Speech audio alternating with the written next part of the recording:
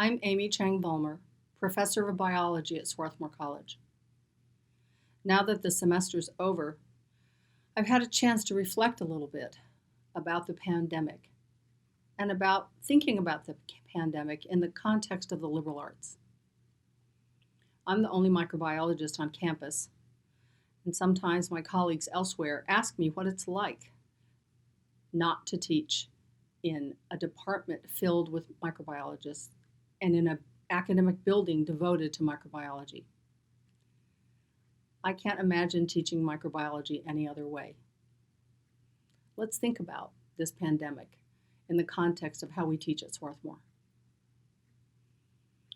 In the Division of Natural Sciences and Engineering, we have many disciplines that help us think about the pandemic. First of all, in biology, we're learning about the virus, as well as respiratory physiology, the immune response, and hopefully vaccine development. Through the lens of chemistry, we're able to look at drugs that have already been approved for other diseases to see whether or not some of them might be effective in treating the coronavirus. Physicists have studied the trajectory of airborne aerosols, large and small droplets delivered at different force, to figure out how long they last and how far they travel, and what is a safe distance between people. The large amount of data that is now being generated, understanding the global impact of this epidemic, is being managed by mathematicians, statisticians, and computer scientists to develop those amazing real-time models that help us predict transmission and hopefully when this pandemic might end. And the engineers, they have been deploying current machinery, reconfiguring it to make ventilators, to separate plasma from the rest of the blood for treatment of patients, and eventually for scaling up vaccine production. But if we turn to the social sciences, this is where our social distancing really impacts us. What is that psychology of staying home and not seeing your friends? Why do different groups and different cultures of people stay separated more easily or less easily? What are historians telling us about previous epidemics, and what can we learn from those lessons so that we don't repeat them again? And of course, the economists are showing us just how connected we all are in this global marketplace, and the importance of supply chains and the critical need for careful planning as we move forward. But what has given us the greatest sense of joy and connectedness is the humanities.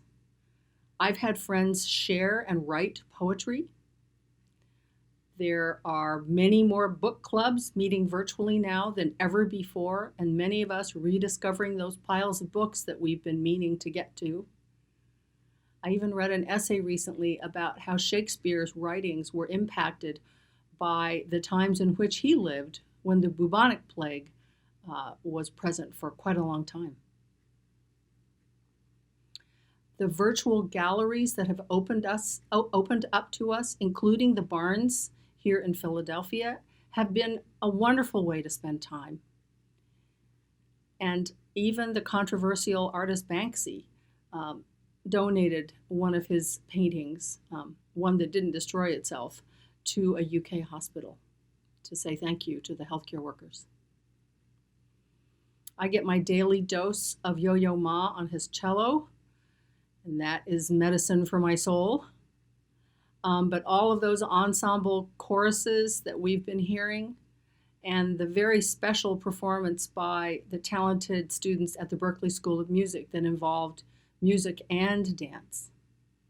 And I haven't ever seen quite so many videos of people just dancing and being joyful.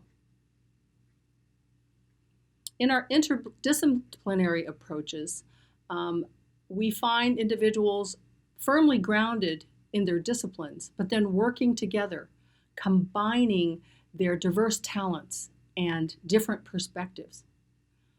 To solve this complex problem, we're going to need to deploy all of the tools that we teach and learn here at Swarthmore about clear communication and working in diverse groups and sharing responsibility.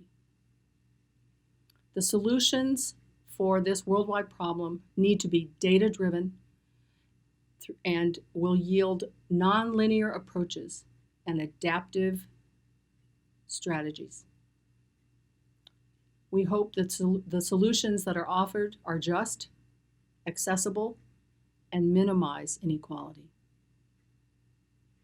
I've come to appreciate the voices of authority from the Centers for Disease Control and Prevention, from the National Institutes of Health, and from professional societies such as the American Society for Microbiology, which is my go-to voice for the microbial sciences.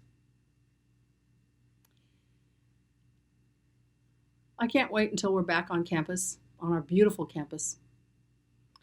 Until then, I hope that you reach out to one another and connect and engage in activities that are based on both curiosity and compassion. Take care, everyone.